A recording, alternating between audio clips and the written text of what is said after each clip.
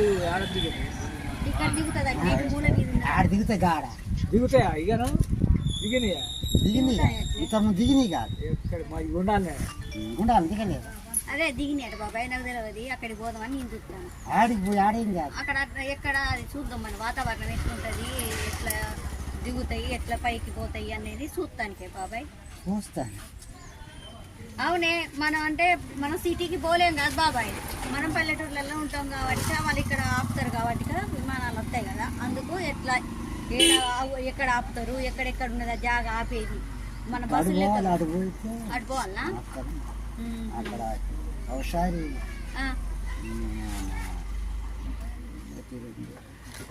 అదే ఎక్కడ అనేది ఉంటది కదా బాబాయ్ మీరు అప్పటి సీనియర్ మనుషులు కాబట్టి ఇక్కడ వాళ్ళకి తెలుసు మరి ఎక్కడ దిగినాయో ఆడ దిగినాయో అక్కడ దామర్తో